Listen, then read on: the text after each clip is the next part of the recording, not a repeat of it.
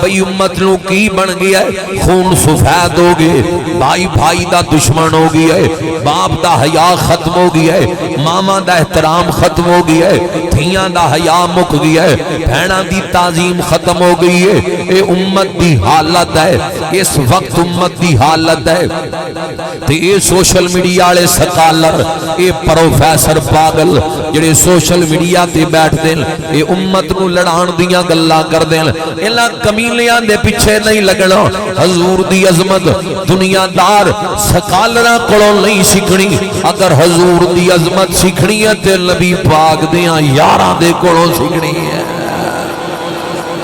کیونکہ قدر نبی دا ایک ہی جان لے، قدر نبی دا ایک ہی جان لے، دنیا دار کمی نے قدر نبی دا جانن والے سو گئے وچ مدینے، قدر نبی دا اللہ جانے یا جانے اصحابی، حضور دی قدر حضور دیاں یاراں کولوں پوچھ۔ نبی پاک دا لعاب زمین تے نہیں ڈگن دیا کر دے سی، چہریاں تے مل لیا کر دے سن، اتنا ادب اتنا حیا سی انہاں ہستیاں نوں۔ قدر نبی دا اللہ جانے یا جانے اصحابی، قدر پانی دا مچھلی جانے یا جانے مرغا بھی، مثال ہوندی ہے سمجھان لئی،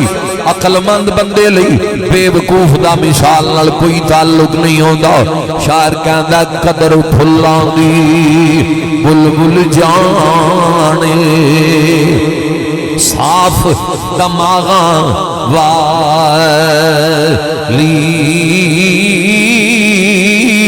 بلبل چنگیاں ہواواں چ رہندی ہے، چنگیاں فضاواں چ رہندی ہے، باغاں دے اندر رہندی ہے، اوہی پھلاں دی قدر جاندی ہے۔ یہ مثال ہے جس بندے دی تربیت چنگے ماں باپ نے کیتی، جنوں کتاب چنگی ملی، استاد چنگا ملیا، ماحول چنگا ملیا، وہ حضور دا نام بھی ادب نال لوے گا، حضور دیاں یاراں دا نام بھی ادب نال لوے گا، حضور دی ہر نسبت دا ادب کرے گا۔ کیوں کرے گا؟ کیونکہ قدر پھلاں دی بلبل جانے، اوہ صاف دماغاں